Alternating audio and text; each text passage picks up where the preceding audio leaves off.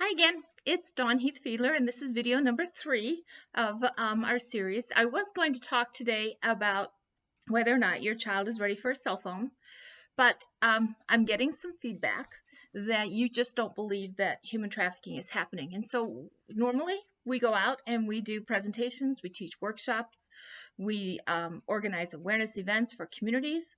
We can't do any of that because we have to stay home.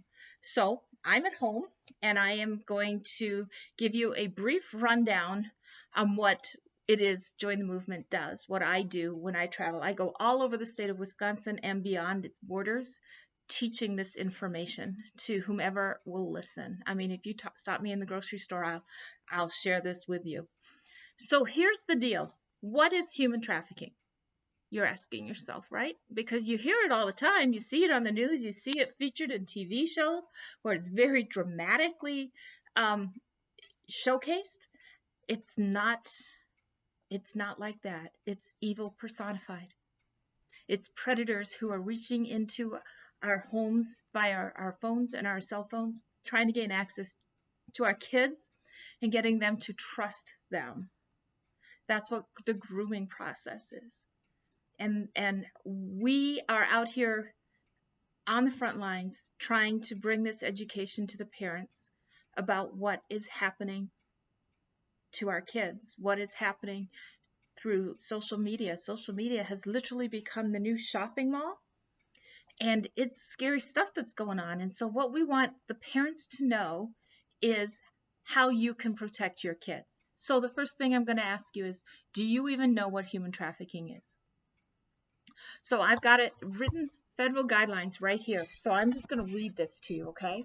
So human trafficking is a crime that involves exploiting a person for labor, services, or commercial sex. The Trafficking Victims Protection Act of 2000 and its subsequent reauthorizations define human trafficking as sex trafficking in which a commercial sex act is induced by force, fraud, or coercion, or in which the person is induced to perform such acts has not obtained 18 years of age.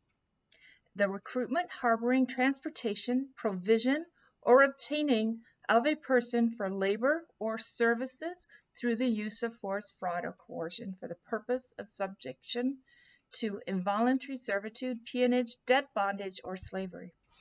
So that's the federal guidelines, and it's so much more than that. Human trafficking, sex exploitation, slave labor, it's debt bondage, it's child bride, child soldier, and organ harvesting. Those are just some of the things that fall under the umbrella of human trafficking. So you're thinking, but how does that affect me? How does that affect my neighborhood? So what is the number one crime in America right now? Does anybody know? Raise your hands. Do you know? It's drugs. Did you get it right? So what's number 2? It's human trafficking. And they run side by side with each other. So just let that sink in. Do you happen to think, you know what? I think I saw a house, a lot of people in and out of it. Could that be a drug house in the neighborhood? It's a few streets away, so it doesn't really affect me because, we don't have that problem in our street. So if there's a drug house in your neighborhood or in your community, there's a pretty good chance that somebody in that house is being trafficked right now because they run side by side. So the traffickers are controlling their victims by the use of drugs. They get them hooked on these drugs so that they can force them and coerce them into doing what they need to do. It starts out, do you have anybody in your school district that's homeless? Think about that. How many kids are in your school district that are homeless right now? How many of those kids are living in their cars? So they're asked, well, you know what? I have a sofa you can sleep on. Why don't you come and you can crash on my sofa for, a week or two, whenever, how long you need before you can get back on your feet. So these are students in school who should be working on their homework.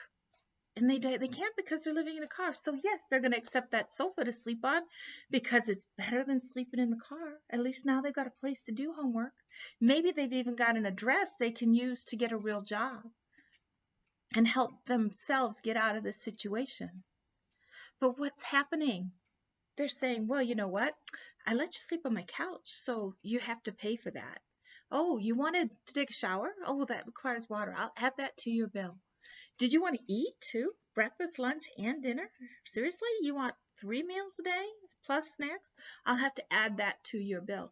And the bill gets bigger and bigger and bigger. And these students, these kids who don't have any source of income are totally in debt and they don't even know how to get out of it. That is another way of manipulating these kids into being trafficked. It's just that easy. It's just that simple how these kids can get into this and they don't even realize what they're getting into. Now you add the mix social media. Social media has made it so much easier for these predators to gain access to our kids. That's why we implore, we encourage, and we educate families to check their phones. I'm going to say just a couple more things and then I'm going to end this because I'm already over my 5-minute rule. And check your kids' phones at night. Don't allow them to have their phones in their room at night. They don't need them. You know, they're doing homework late at night. Now they want to calm down before going to sleep, and they're going to go on social media. They're tired, they're vulnerable, and it's much easier for the predators to gain access to them when they're tired like that.